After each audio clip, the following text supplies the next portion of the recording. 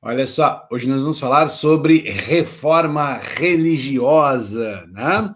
E qual é o conceito de reforma religiosa? E alguns historiadores vão chamar, inclusive, de revolução religiosa, obviamente, pela grande ruptura, né, que o movimento causou aí no século XVI, né, dentro da própria Igreja Católica, né, e que acabou se manifestando aí, né, por meio do aparecimento de outras ou de novas religiões cristãs, né? Lembrando que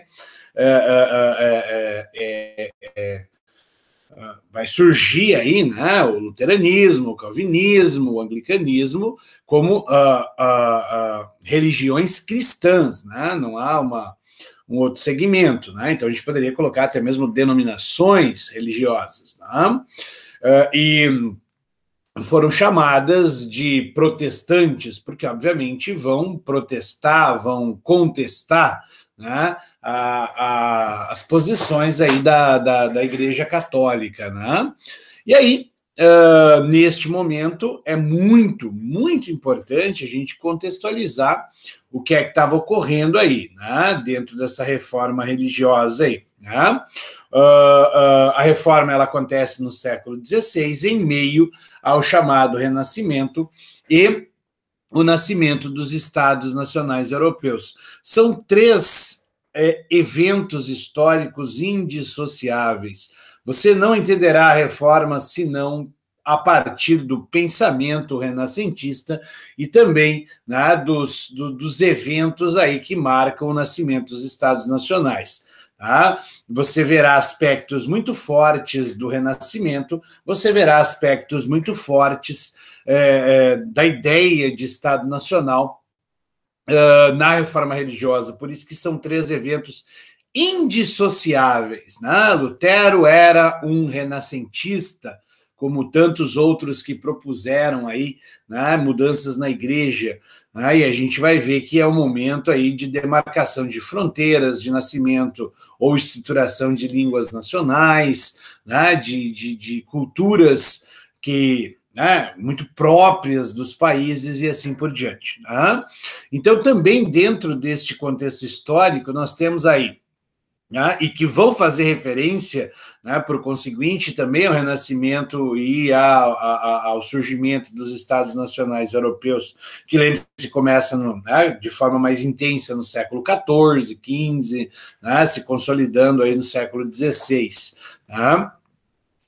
Obviamente que alguns, né, dão seus primeiros passos anteriormente, mas o século XIV marca aí, de fato, né, o início, né, mais conciso dessa ideia de nascimento de Estados nacionais. Então, por primeiro, nós temos a insatisfação dos reis e dos nobres, né, que não estavam satisfeitos com os altos tributos cobrados pela igreja. Lembre-se, os reis estavam insatisfeitos, né, obviamente, porque grande parte desses tributos, desses impostos, acabavam sendo tragados para fora dos países. Lembre-se, a Igreja Católica é uma instituição centralizada, né, hierárquica e centralizada, e o seu centro de poder é Roma. Então, aos poucos, em muitos países nascentes, começa-se a ver a imagem do Papa como um estrangeiro, alguém que estava lá, tirando as divisas de dentro do país. Então, nós temos aí a insatisfação, dos reis, por conta disso, em relação à igreja, como também nós temos a insatisfação dos nobres com a igreja, por conta, sobretudo, dos tributos, né, dos dízimos cobrados pela igreja, sendo que, no momento em que nós vimos o nascimento dos Estados Nacionais, principalmente a alta nobreza, lembre-se, ela era isenta de pagar os impostos. Por vezes ainda ganhava pensões, né, destes nascentes estados. fora o pagamento do dízimo, né, que essa nobreza tinha que fazer, também esses caras eram forçados a comprar as indulgências, né? A gente vai falar um pouquinho melhor disso nas questões teológicas, mas as indulgências, né, ou a indulgência era um papel, um documento no qual você comprava para redimir os seus pecados. Então, obviamente, a nobreza ela era, né, forçada a comprar também essas indulgências, né? Lembrando que a igreja precisava cobrar esses impostos, precisava vender indulgências, porque, sobretudo no Cinquecento, no século XVI, né, a igreja será a grande mecenas do Renascimento. Lembre-se que nós estamos falando do período aí, do final do século XV e do século XVI, em que a igreja estava construindo a Basílica de São Pedro, em Roma, né, um conjunto arquitetônico, um dos maiores aí, né, do século XV e XVI, e claro, para tanto a igreja precisava, né, levantar fundos. Então, basicamente, isso levava à insatisfação de reis e de nobres. Tá? Você também tem aí o descontentamento da burguesia, tá? Porque a igreja ela condenava o lucro, sobretudo a usura, né? Ou seja, o empréstimo, né, de dinheiro com juros, ou não, o lucro um pouco mais exacerbado em relação aí aos comerciantes. O fato é que a burguesia não estava feliz com a igreja, porque além da igreja condenar os lucros da burguesia, forçava a burguesia também a comprar, né, indulgências. Falando em indulgências, né, entramos aí nas questões teológicas. Lembre-se, com o Renascimento, nós temos aí a popularização, né, do livro, por conta, sobretudo, da invenção da imprensa. A gente vai ver logo adiante que a imprensa ela é ímpar para entendermos, né, a explosão de conhecimento, né, se comparado à Idade Média, que nós teremos aí a partir do século XV e XVI. Né? E, claro, com o aparecimento dessas obras, nós começamos a ter contestações, né, acerca de certas posições da igreja. Né? Eu citarei aqui um livro que é extremamente importante para este contexto, que é o Elogio da Loucura, do Erasmo de Roterdã. Lembre-se, nós falamos desse camarada lá no Renascimento, ele foi uma das grandes inspirações aí, né, dos que contestavam certas práticas da igreja, como a simonia. Tá? Então, você terá uma dicotomia aí neste contexto pré-reforma religiosa entre os tomistas, ou seja, aqueles que seguiam a Tomás de Aquino. Nós já falamos sobre Tomás de Aquino lá atrás, né, quando falamos da cultura na Idade Média, como também falamos de Santo Agostinho nesse interim. Né, falamos da filosofia, do pensamento filosófico medieval, e lá nós vimos que o Tomás de Aquino foi um dos proponentes do livre-arbítrio. Né? Ele vai desenvolver a tese de que todas as obras que o homem fizer, né, todas as boas obras que o homem fizer, vão contar para a sua salvação. Então, há uma lista, vamos lá, né, de benfeitorias que você faz e que podem te levar à salvação. Lembre-se que para Tomás de Aquino, né, o clero é o orientador moral e espiritual da igreja, e que se você fizer boas obras, você pode ter a remissão dos pecados. Né? Então, para ele, o clero, né, os membros do clero poderiam, né, conceder o perdão dos pecados. E é exatamente aí que você pega um trick, né, da igreja para vender as indulgências. Né? Então, a partir dessa premissa de Tomás de Aquino, que o perdão poderia ser concedido, é que você terá o início, né, das proposições para a venda de indulgências, a venda da remissão dos pecados. Né? E, obviamente, que uma parte dos teólogos irá, né, discordar dessa perspectiva, né, sobretudo aqueles chamados agostinianos, né? Lutero era um monge agostiniano, por exemplo, né? No qual estes caras calcavam-se, sobretudo no Novo Testamento, em algumas passagens bíblicas, né? Para corroborar com a ideia de Santo Agostinho. Lembre-se, Santo Agostinho é um patrista, é um dos pais da teologia cristã, que vai viver lá no final do mundo romano, início da Idade Média, aonde ele propunha que a salvação ela vinha pela fé e pela graça de Deus, né? Somente sua fé intransigente em Deus, né? E a graça concedida, né, por Deus poderiam te salvar. É daí que surge a ideia, né, da predestinação e da fé para a salvação. Né? E, obviamente, muitos dos reformadores vão dizer, olha, como é que eu consigo ter mais fé? Como é que eu vou, né, adquirir mais confiança em Deus? Ora, lendo a Bíblia.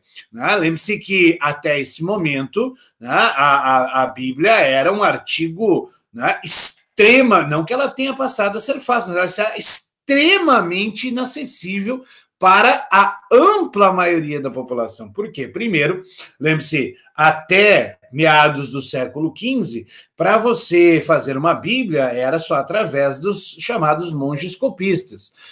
Com o desenvolvimento da prensa, né, de tipos móveis lá dos irmãos Gutenberg, que nós vimos no Renascimento, que imprensa, né, vai tornar mais barato a fabricação de livros, entre eles da própria Bíblia. Né? E nós temos também a questão de que a Bíblia era, né, em latim. A igreja não permitia a tradução da Bíblia para o vernáculo, ou seja, para as línguas comuns. Tá? Então, ela mantinha o monopólio sobre a interpretação bíblica. Obviamente, muitos reformadores vão contestar, né, esta posição. Óbvio, são muitos reformadores. A gente vai destacar os que tiveram maior vulto, obviamente. Tá? E, por fim, nós temos aí a corrupção moral da igreja, que nós já vimos, de certa forma, envolto nos 3 primeiros pontos. A principal contestação, né, o que dará início, inclusive, à reforma de fato, lá com Lutero, será a venda de indulgências. Né? Lembre-se que a indulgência é um pedaço de papel, né, que chegava a ser comercializado pela igreja com bancos. Muitos bancos, por exemplo, lá dentro do Sacro Império Romano Germânico, adquiriam lotes fechados de indulgências para depois revender, né? Porque, obviamente, a venda era certa, né? O banco não ia fazer uma transação aí que o levasse a perder dividendos. Né? Então, as indulgências elas serão um dos pontos fundamentais para a gente entender a eclosão da reforma religiosa. Lembrando, as indulgências absolviam os pecados. Então, você está num período aí, né, onde a igreja financiava o Renascimento. Vamos lembrar novamente, né, da construção da Basílica de São Pedro, lá em Roma, fora, né, que a igreja patrocinava muitos artistas, como, por exemplo, o Michelangelo, né, que foi, né, patrocinado pela igreja aí quase que a vida inteira, né, e para isso precisava, obviamente, de dinheiro. Um dos maiores vendedores de indulgências, né, foi um camarada chamado Jan Tetzel, que ele chega a inventar um jingle, né? Toda vez que uma moeda no cofre da igreja cai, uma alma do purgatório sai. Né? Lembre-se que o purgatório é onde você fica, né? É a antessala do inferno. Né? Se você não teve, né, obras suficientes para a salvação, né, mas não foi mal ao ponto de ir para o inferno, você fica ali, né, no limbo, né? Você fica aí no purgatório, e a defesa que se faz, né, por muitos membros da igreja é que, ao adquirir essas indulgências, você salvaria a alma dos que estavam lá no purgatório, né? Sem contar também que neste momento, século XV para o XVI, você tinha as simonias. O que eram as simonias? Eram as vendas, né, de relíquias sagradas da igreja. Como assim? Por exemplo, o Erasmo de Roterdã, ele dirá que haviam 12 crânios de João Batista sendo expostos ao mesmo tempo na Europa, né? Você deve estar pensando, mas como? Obviamente que é possível, né, que nenhuma fosse verdadeira. Então era mais para arrecadar dinheiro dos fiéis que iam lá visitar, né, os crânios de João Batista. O Erasmo de Roterdã dirá, né, nossa, olha, já venderam tanta madeira da cruz de Cristo que seria possível fazer um navio e assim por diante. Então há essa contestação por parte de muitos pensadores da época aí, né? Como também havia a comercialização de cargos eclesiásticos. Nós vamos ver o próprio Leão X, né, o Giovanni de Médici, ele chegará ao posto de papa, não porque ele tinha vocação eclesiástica, né, mas porque os Médici eram uma família extremamente rica, né, deste momento. Nós já falamos deles lá no Renascimento, veja, tudo está intrincado, né? E Leão X foi um dos alvos, né, das críticas de Lutero, né, que será o precursor desse processo todo, né, que abre a reforma. Mas, obviamente, antes de Lutero vieram outros que já, né, faziam muitas contestações acerca da igreja. A gente vai destacar dois precursores aí, né, dessa tentativa de remodelar a igreja, aí, tais como o John Wycliffe, lá na Inglaterra, né, século XIV, como você pode ver pelas datas de nascimento e morte. Ele foi um teólogo, né, inglês, professor da Universidade de Oxford, e também, né, um reformador religioso. A reforma proposta por ele não chega a acontecer, porque, obviamente, né, você não tem o contexto perfeito para isso. Mas ele trabalhou na tradução da primeira Bíblia aí, né, para o inglês. Lembre-se, século XIV, nós já falávamos do nascimento dos Estados Nacionais. As reformas, elas estão muito ligadas a isso. Olha o idioma inglês aí presente. Se você pesquisar aí na internet, você verá, né, há cópias, inclusive, da tradução da Bíblia, né, do Wycliffe para o inglês aí, do latim para o inglês, né? Ele criticava aí a riqueza excessiva da igreja, né? Ele já condenava a venda de indulgências lá em meados do século XIV, tá? Ele defendia a criação de uma igreja nacional e a leitura da Bíblia pelos fiéis. Veja, né? Ele será uma das grandes inspirações do nosso próximo personagem, o John Huss, né? Ele acaba, né, mesmo após a morte dele, sendo excomungado aí como herege, né? E por que não foi enquanto viveu? Porque a Inglaterra, distante, né, a comunicação demorava no século XIV, um monte de fatores vão levar à sua excomunhão, né, pós-morte aí. Mas, né, o John Huss, um dos seus seguidores aí, né, ele não terá a mesma sorte, ele será queimado vivo, né, em 1415. Ele nasceu em Husinec, né, no que hoje seria a Tchecoslováquia, na região da Baviera, né? Ele era professor da Universidade de Praga e teólogo e reformador, né, que seguiu, como eu havia dito, as ideias de Wycliffe. O John Huss também depois vai inspirar o próprio Lutero, né? Sem falar que nós temos o movimento russita muito forte na região lá da Tchecoslováquia. A época era tudo Sacro Império Romano Germânico, né? Ele foi, né, como havia dito, aí, violentamente perseguido e acaba sendo queimado vivo. Há relatos que, enquanto, né, ele era queimado, ele entoava cantos, aí, né, hinos cristãos. Ele foi queimado em 1415 pela Inquisição, aí, acusado de heresia, né? Mas mesmo assim continuará a haver, né, o movimento russita aí, né, que se a gente fosse explorar, né, é bastante rico esse movimento dentro do Sacro Império Romano Germânico, e que já, né, te dava o tom do que viria século depois com o luteranismo. Né? Ele denunciou aí os abusos da igreja, ele, né, tinha um profundo sentimento de justiça social e defendia o sacerdócio universal. Como assim? Ele achava que qualquer um deveria ser propagador das palavras de Cristo. Né? A gente tem aqui um desenho, né, um quadro, uma imagem, né, do John Hus aí. Né? E aí a gente chega à reforma, à cisão da igreja, né? O reformismo luterano. Eu coloquei aqui a Alemanha, só para você se localizar geograficamente, né? Mas a época era Sacro Império Romano Germânico, né? Lutero está mais ao norte lá, né, do Sacro Império Romano Germânico, onde hoje, obviamente, né, é a Alemanha, né, na região da Saxônia lá. O Martinho Lutero, então, ele era um monge agostiniano, ele era professor da Universidade de Wittenberg, tá?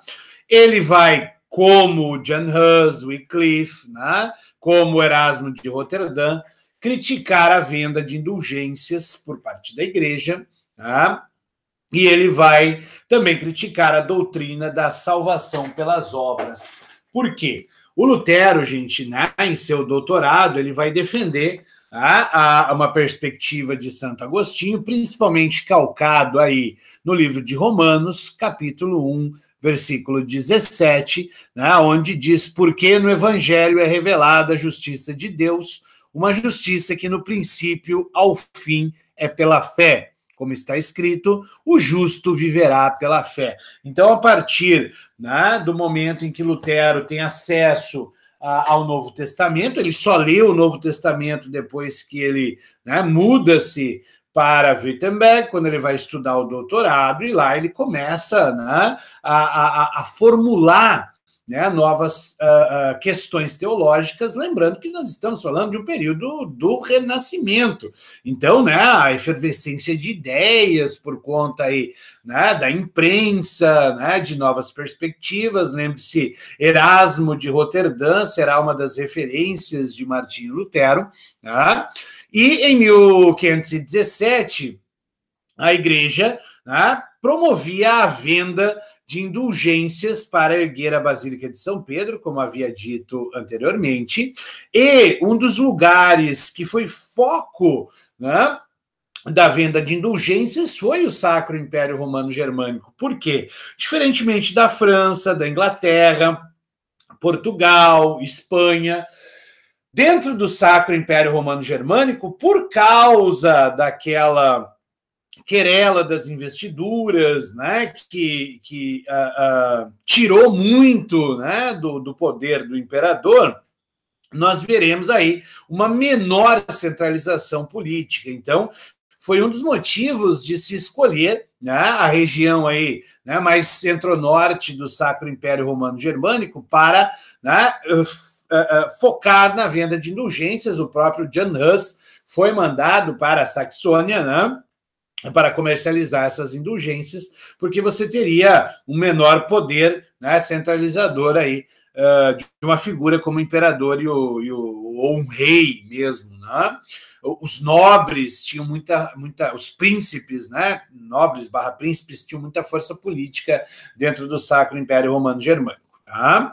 Então, o Lutero começa a se incomodar com essa venda de indulgências e com, né, algumas posições aí da igreja, sobretudo do Leão X, né, o Papa à época, e ele vai escrever 95 teses, né, que posteriormente serão impressas e distribuídas por toda a região. Lembre-se, a imprensa ela nasce na Alemanha, né, com Johannes Gutenberg, e essas 95 teses ele vai contestar, né, diretamente, né, entre outras coisas, óbvio, né, o Papa Leão X, né, que ele via como, né, alguém que desmoralizava a igreja por conta, né, das implicações políticas da família Médici, né, pelos gastos excessivos da igreja, né, e tudo mais. Então, o Lutero, né, ele vai receber uma bula do Papa exigindo que ele,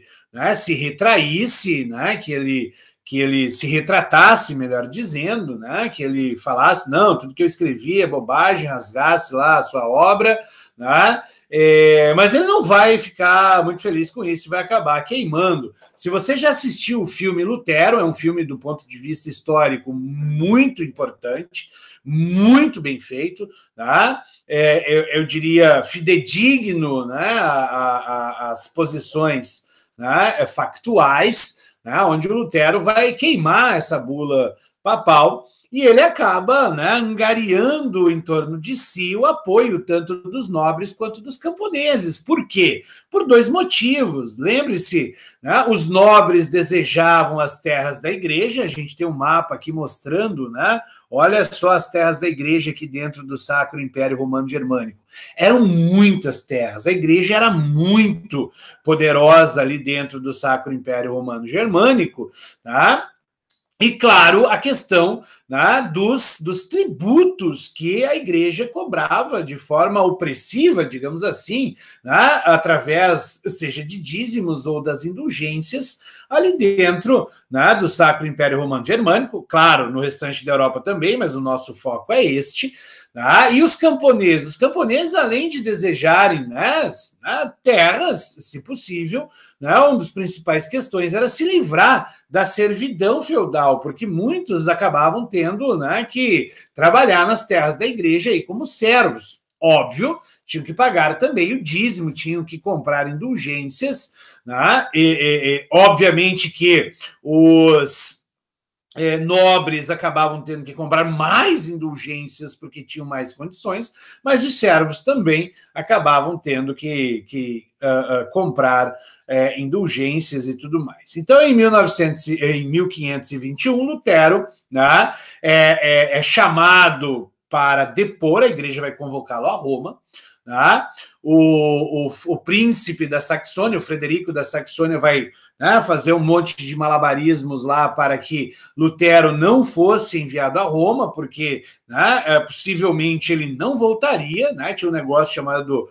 Inquisição, que costumava, né, esquentar a chapa quando você tinha alguma implicação com eles, né, literalmente eles queimavam, né, torturavam primeiro, óbvio, depois queimavam, ele acaba conseguindo que Lutero, né, seja julgado lá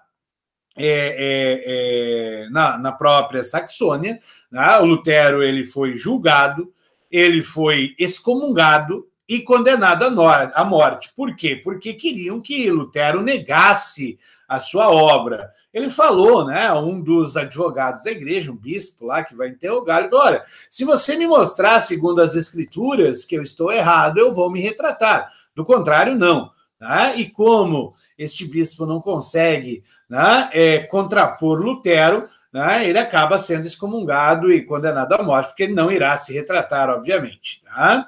Mas ele será sequestrado, entre aspas, né, por mando do próprio príncipe da Saxônia.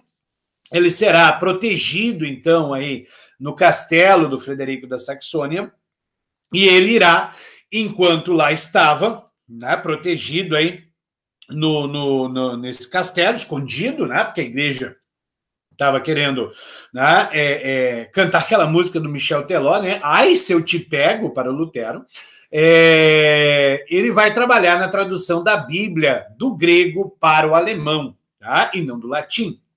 Por isso que as Bíblias protestantes, né, que são a essência das Bíblias evangélicas, elas são diferentes das Bíblias católicas em algumas passagens, né? Há livros a menos, o Lutero não irá incluir os chamados livros históricos aí, né? Ele vai colocar os livros espirituais, né? Os de inspiração, né? Gospel aí, né? E ele também vai começar a trabalhar na estruturação da doutrina luterana, que seria apresentada em 1530, efetivamente, né? Com a Confissão de Augsburg. Né? Augsburg, uma cidade aqui na Bavária, né? Ou Baviera, se você preferir. Aqui nós temos, né, a imprensa ou a prensa, móvel do Johannes Gutenberg, e aqui uma imagem da Bíblia de Lutero, né, a tradução aí da Bíblia, as 95 teses, salientando que a igreja, obviamente, não ficou nada contente com as 95 teses, né, mas menos ainda com a tradução da Bíblia, porque isso quebrou, né, com o monopólio, né, da igreja. Ué, mas o Wycliffe não trabalhou? Sim, mas veja, a tradução da Bíblia do Lutero não foi a primeira na Europa, óbvio que não, né? Estima-se que ela tenha sido a 17ª, inclusive, mas ela foi a primeira que foi impressa e ela vai se espalhar muito rapidamente pela Alemanha. Lembre-se, nós falamos lá no Renascimento, a tradução da Bíblia do Lutero será a espinha dorsal do idioma alemão moderno, né? De uma unidade, né, do idioma alemão. Óbvio, você tem, né, alguns dialetos em algumas regiões da Alemanha, mas basicamente o alemão moderno nascerá, a espinha dorsal dele vem a partir da tradução da Bíblia, né, de Lutero, né? Então, por isso, ou só por isso, ele já seria extremamente importante, né? Então, aqui a imagem da tradução da Bíblia aí feita por Lutero, tá? Sem contar também que Lutero vai traduzir para o alemão, para uma língua vernácula, o alemão que acaba sendo, né, a língua usada nas celebrações por Lutero, na catequização por Lutero e não o latim, tá? Lembre-se, isso tem a ver com o nascimento dos estados nacionais, tá? E enquanto Lutero estava lá naquele castelo, na Saxônia, trabalhando na tradução da Bíblia, vai eclodir uma enorme guerra civil aí na Alemanha, obviamente, tendo a ver, né, com as terras, né, e com a defesa do luteranismo, seja por parte dos nobres, seja por parte dos camponeses, os camponeses que começam a ser liderados aí por um seguidor de Lutero, um amigo de Lutero, no princípio, depois eles vão romper, né, que é o Thomas Müntzer, que será o fundador aí das ditas denominações anabatistas, né? O Thomas Müntzer era, além de um reformador religioso, né, um cara que queria fazer uma reforma social dentro do Sacro Império Romano Germânico, né? Ele vai buscar nas mais profundas raízes do cristianismo, né, a questão aí da justiça social, como Jan Hus. Ele achava que todas as terras lá da Alemanha deveriam, né, ser divididas igualmente entre nobres e camponeses. Na verdade, a grande bandeira dele é acabar com as classes sociais, é fazer uma enorme reforma agrária lá dentro do Sacro Império Romano Germânico, e obviamente que isso acabou, né, gerando essa guerra civil, ou as guerras camponesas, como também são chamadas. Foram 3 anos de um violentíssimo conflito que levou à morte de aproximadamente 100 mil pessoas, né, e que opôs os nobres, né, que vão dar o sustentáculo para a Igreja Luterana, contra os camponeses que vão seguir, né, e posteriormente vão se espraiar para a região da Tchecoslováquia e tudo mais, o Thomas Müntzer, as denominações chamadas anabatistas. Tá? Em 1529, nós acabamos aí tendo o imperador, né, do Sacro Império Romano Germânico, Carlos V, né, tentando suprimir a Igreja Luterana, que emerge aí, né, com uma relativa força dentro do Sacro Império Romano Germânico, após essas guerras camponesas, com a adesão de muitos príncipes, inclusive, ao luteranismo, como uma forma, né, um ato político de contrapor-se ao imperador, né, ao Carlos V, aos imperadores do Sacro Império Romano Germânico. Então, veja, você tem uma questão religiosa implícita aí, óbvio, mas você também tem questões políticas e econômicas, como em tudo na vida, imbricadas nesse processo. Tá? Quando o Carlos V tenta suprimir, acabar com o luteranismo, muitos príncipes, e você vê isso lá no filme do Lutero, inclusive, vão, né, se contrapor ao imperador, vão protestar contra isso, e é daí que vem o nome protestante, né, por conta dessa interpelação dos príncipes ao imperador Carlos V lá. Lembrando, né, os Habsburgo comandavam o Sacro Império Romano Germânico, Carlos V era Habsburgo. Tá? E aí nós temos, em 1530, a estruturação do luteranismo, a chamada Confissão, né, de Augsburg, os princípios básicos do luteranismo, que vai alterar algumas coisas em relação ao catolicismo romano, né, tal como a salvação pela fé, Lutero como base, né, naquela passagem de Romanos que li anteriormente, né, vai dizer que a salvação, né, ela vem pela fé, né, o justo viverá pela fé e pela graça de Deus. Então, tendo fé em Deus, né, confiança nele, você conseguiria a salvação. Tá? E por isso que ele vai trabalhar na tradução da Bíblia, tá? E vai incentivar a leitura e a livre interpretação das passagens bíblicas como uma forma de você conhecer melhor a Deus. Né? Como é que eu conheço melhor a Deus? Lendo a sua biografia, ou seja, a Bíblia. Lutero também irá criar, né, a ideia do catecismo, né, as escolas dominicais nascem daí. Né, ele vai dizer, olha, a partir do momento em que o fiel possa ler, possa entender as passagens bíblicas, né, ele vai solidificar cada vez mais a sua fé. Tá? Nós temos também, né, a eliminação da imagem, né, ou das imagens, dos ícones, né, não dos vitrais, por exemplo, mas dos íconezinhos, das estátuas de santos, de santas. Lutero vai entender isso como idolatria, então ele vai abolir isso, né, da sua doutrina. Tá? Ele também vai colocar fim ao celibato dos sacerdotes. Ele dirá, olha, como é que um membro da igreja vai aconselhar, né, uma família se ele nunca teve uma, se ele não sabe a relação familiar. Então, por isso, ele vai propor o fim do celibato. Inclusive, ele irá se casar com uma ex-freira, né, a Catarina von Bora. Ele também, né, o luteranismo, como as outras religiões reformadoras, não vão seguir a autoridade do Papa, né, vão contrapor-se à autoridade do Papa. Né? O luteranismo mantém apenas 2 sacramentos, o batismo e a Eucaristia, e nós temos aí, né, o nascimento da igreja alemã, né, a submissão da igreja ao Estado. Lembre-se, nós estamos falando de um processo de nascimento dos Estados nacionais. Os países estão nascendo. A Igreja Católica tinha a ideia, né, de ser uma igreja universal. O próprio nome diz católica, né? Católico significa universal. Né? E muitas das religiões que vão nascer agora, você verá, elas têm esse cunho nacionalista, inclusive usando as línguas nacionais para as cerimônias religiosas. Tá? Em 1531, nós vemos o nascimento da Liga de Schmalkalden, né, uma liga de príncipes protestantes que vão se unir, né, para defender-se aí de alguma possível agressão ou contraposição do imperador, né, do Sacro Império Romano Germânico. Lutero irá falecer, né, em 1546, sem ver consolidada efetivamente, né, o luteranismo, né, que aí sim se consolidaria a partir de 1555, né, aí terá uma relativa liberdade de culto dentro do Sacro Império Romano Germânico, depois vai se espraiar, principalmente para os países nórdicos, né?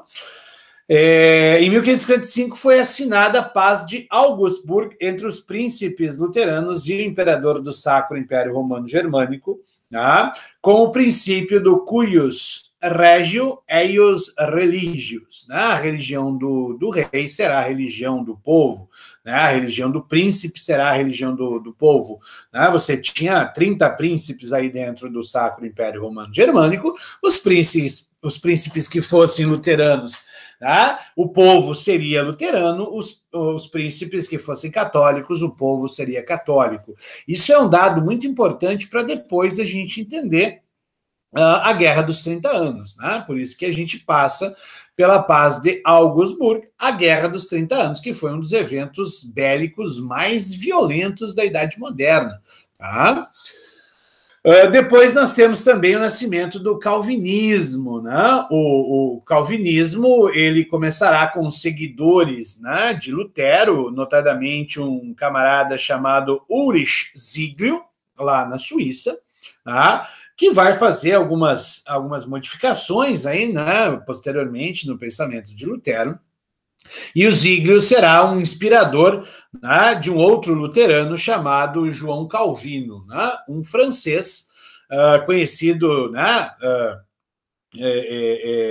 ou melhor, né, Jean Calvin no original, né, João Calvino, como ele é mais conhecido aí no português, pela tradução, mas, né, João Calvin, um advogado e teólogo francês, né, que era luterano, mas, né, os seus contatos aí com o próprio Zwinglio vão levar ele a alterar, digamos assim, um pouco da doutrina proposta pelo Lutero, dado as perseguições religiosas que ele sofrerá na França, a França que vai passar por 8 guerras religiosas aí ao longo do século XVI, né?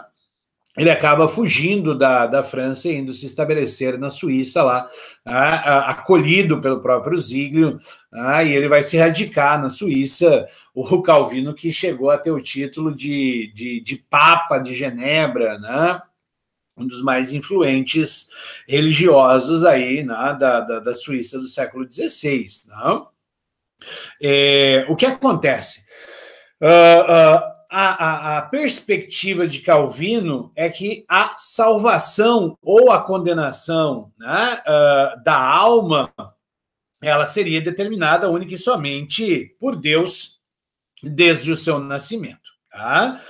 A teoria da predestinação absoluta, ela vai diferir um pouco da ideia de Lutero de salvação, né, que viria pela fé. Então, a ideia, né, da predestinação do Calvino é que você já nasce um eleito, né, ou um não eleito de Deus, né, um condenado por Deus.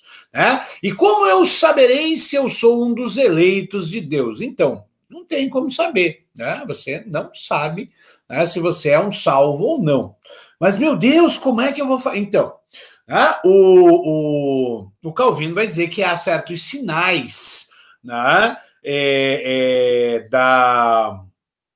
da salvação. Tá? Alguns dons dados por Deus, né? A ideia de vocação, que aí também o Lutero vai trabalhar esse conceito de vocação, né? Mas a partir da leitura e da livre interpretação da Bíblia, né? Seria uma das formas de você garantir essa salvação, né?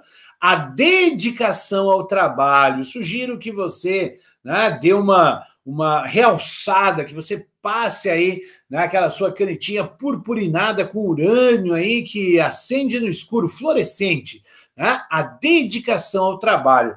O calvinismo é uma religião que vai, né, colocar no trabalho um dos seus principais pilares, né, da ideia de salvação divina, né, do dom de Deus, da dedicação que você dispensa ao seu trabalho. É uma das obras mais fantásticas da sociologia, não por nada, Max Weber, né, é um dos tripés da sociologia, né, junto com Emile Durkheim e o Marx. O Max Weber ele vai, né, tentar entender, né, essa questão da ética protestante, como ela vai fomentar o capitalismo. Né? Não por nada o livro chama-se A Ética Protestante e o Espírito do Capitalismo. Então, o Calvino ele vai tentar entender como essa ética do trabalho, como essa dedicação ao trabalho, como os preceitos do calvinismo, né, e de certa forma até do luteranismo, mas sobretudo do calvinismo, vão impulsionar aí o capitalismo. Né? A primeira parte é essa dedicação ao trabalho. Né? Então, que ele também vai buscar algumas passagens bíblicas para calcar, né, essa ideia, como, por exemplo, algumas passagens, né, das cartas de Paulo, como Romanos lá também, né, onde você tem um versículo que diz, né, aquele que não trabalha também não merece comer, né? A gente tem aí algumas passagens em Salmos, né, em 2 Tessalonicenses, algumas passagens que vão calcar essa ideia do Calvino, né, de dedicação ao trabalho aí como uma forma de louvar a Deus, né? Mas principalmente, né, o dinheiro que você ganha desse trabalho não é para você, né, ir para balada com as amigas, né? Não é para você torrar essa grana. O dinheiro que você, né, tem desta fruto, né, desse trabalho, o fruto desse trabalho não é seu. Né? É um presente de Deus e é para você guardar esse dinheiro. Não é para você ficar aí torrando. Né? O acúmulo de riquezas seria também um sinal, né, da salvação. Então, gastar com parcimônia. Esta palavra aqui você vai destacar, nós já falamos sobre ela lá na Idade Média, a ideia da ascese, o ascetismo, ou seja, a negação dos prazeres. Aquele dinheiro que você ganhou, e óbvio, né, você deve estar pensando, mas, né, isso não se aplica nos dias de hoje. Não, a teoria do Max Weber sobre, né, a religião, aí, o calvinismo e o capitalismo, vai até o século XVIII. Né, a partir do século XIX, ela já não se aplica mais, porque você tem ali uma outra mentalidade advinda, né, da Revolução Industrial, mas até esse momento, né, o ascetismo, é a negação de qualquer tipo de prazer, né, como também a pureza, nada, né, de ingerir bebidas alcoólicas, nada de, né,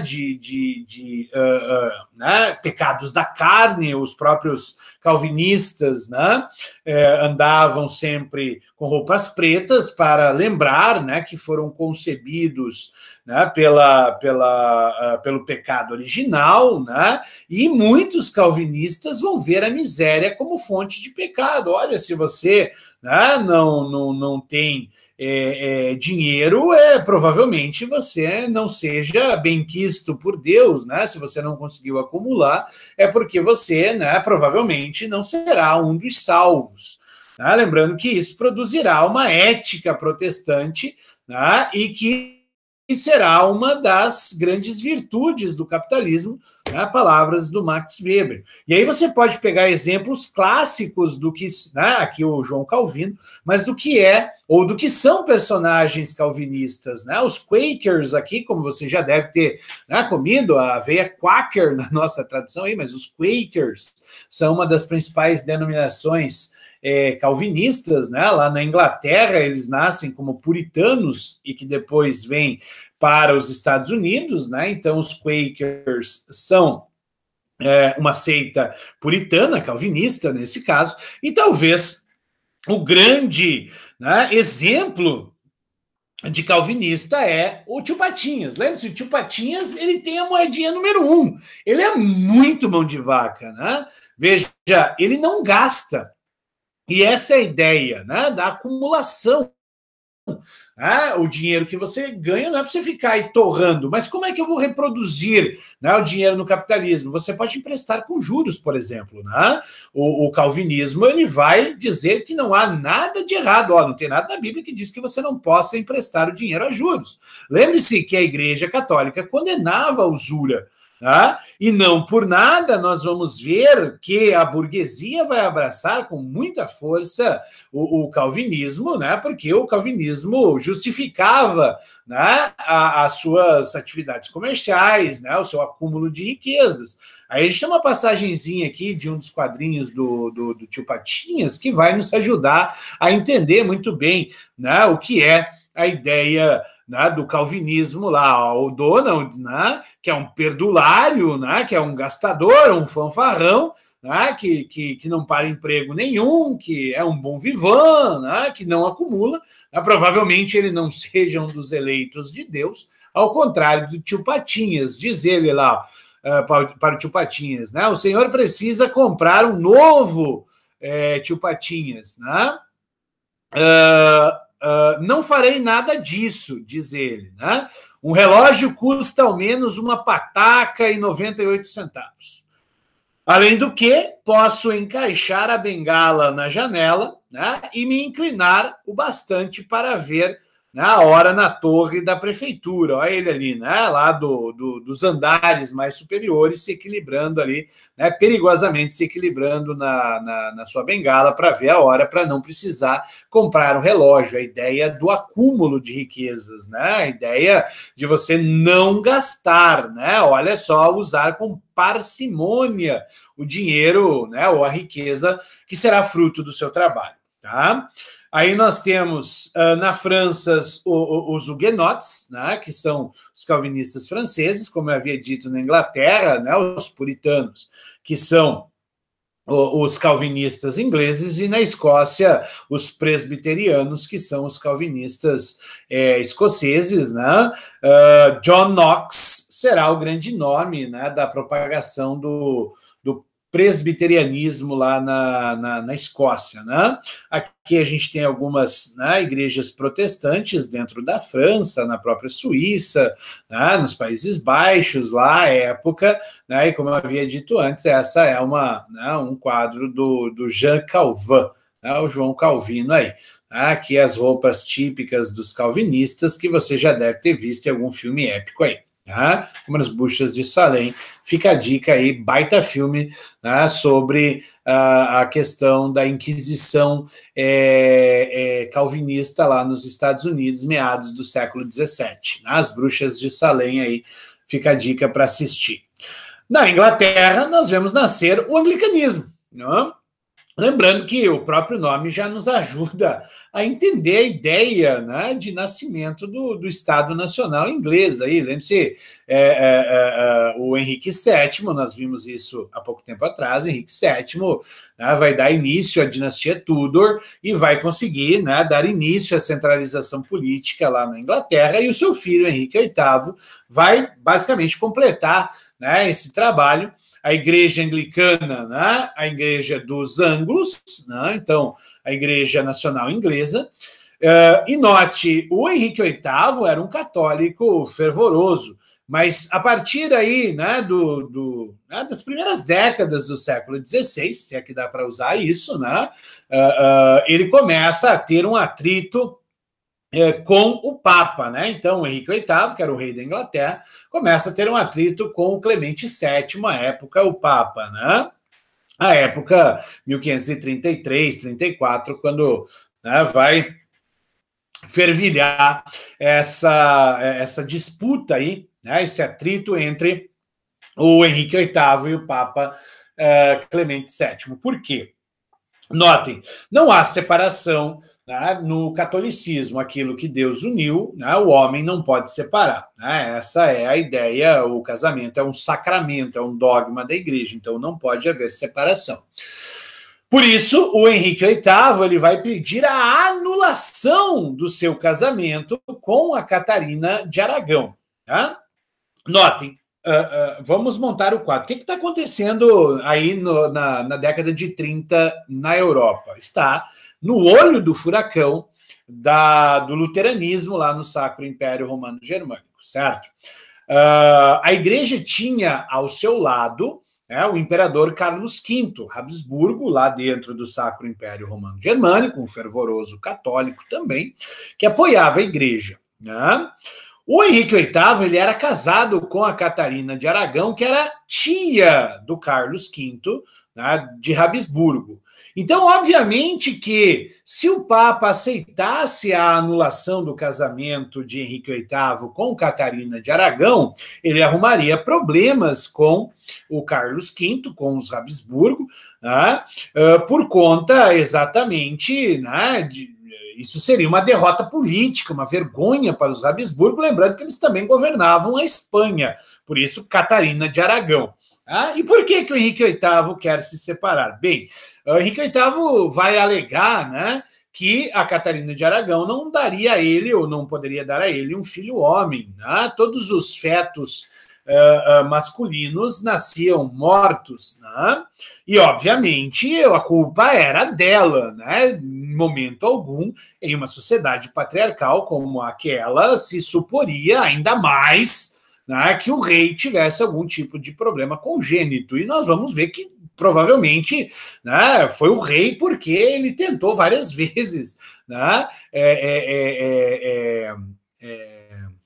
casou, né, e separou-se várias vezes para tentar ter um filho homem, e ele terá apenas um, né, dos fetos masculinos que irá vingar, que será o seu sucessor, Eduardo VI, o jovem, que, como o próprio nome diz, ele morrerá muito jovem. Nós vamos ver isso depois lá no absolutismo. Mas o fato é que o Henrique VIII, alegando que a Catarina de Aragão já era uma mulher, né, de uma certa idade, não poderia dar a ele um filho homem. E lembre-se, né, a Inglaterra emergia da Guerra das Duas Rosas, ali, conflitos dinásticos. Então, ele falou: se eu não deixar um herdeiro homem, é provável que haja uma nova guerra civil, né, aqui na Inglaterra. Sem contar que, né, o Henrique VIII já arrastava a asa para uma dama de companhia da sua mulher, né, uma moça chamada Ana Bolena, né, e, claro, para casar-se com ela, ele teria que anular o seu casamento com a Catarina de Aragão. O Papa nega, tá? E, com isso, veja, a igreja tinha muitas terras também aqui dentro da Inglaterra, né? Essa é uma imagem, um quadro famosíssimo do Henrique VIII. Né? A igreja tinha muitas terras dentro da Inglaterra, né?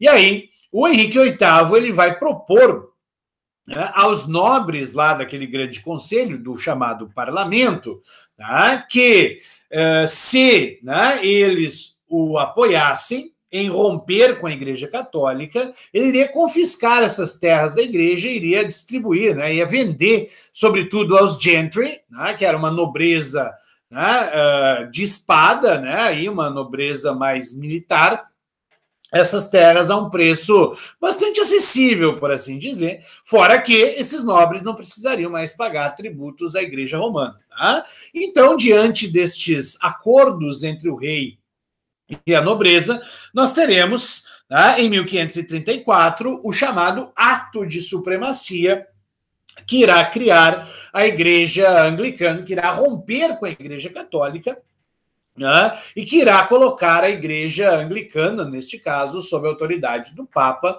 ou, desculpa, do rei, e não mais do Papa. Né? Então, Roma vai ser, né, literalmente expulsa ali, né, da Inglaterra, em 1534, por esse documento. O Henrique VIII irá confiscar as terras da igreja, irá vender, sobretudo, aquela nobreza gentry, aquela nobreza de espada, né, essas terras a um preço, lá, mais em conta, né, o que vai, obviamente, dar ao rei, né, um apoio incomensurável por parte desses nobres. É aqui que nós temos, né, o fortalecimento político do rei. É o momento em que a Inglaterra encaminha-se para um tal de absolutismo, que nós vamos ver logo adiante.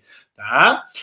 Depois do Henrique VIII, né, sua segunda filha, Elizabeth, que nós também falaremos depois, ela vai aprovar a lei dos 39 artigos, como nós veremos, né, lá no absolutismo, onde vai estruturar a igreja anglicana, onde ela vai mesclar, né, um pouco aí da doutrina calvinista com a hierarquia do catolicismo, né? Então a doutrina anglicana ela mescla, né, a hierarquia do catolicismo. Você tem padre, você tem bispo, tem arcebispo, né, e não tem o papa, mas o rei, né, a rainha no caso dela será essa figura, né? Quem comanda a igreja anglicana até hoje né, ou são os reis e rainhas da Inglaterra, ou foram, se você preferir. Tá?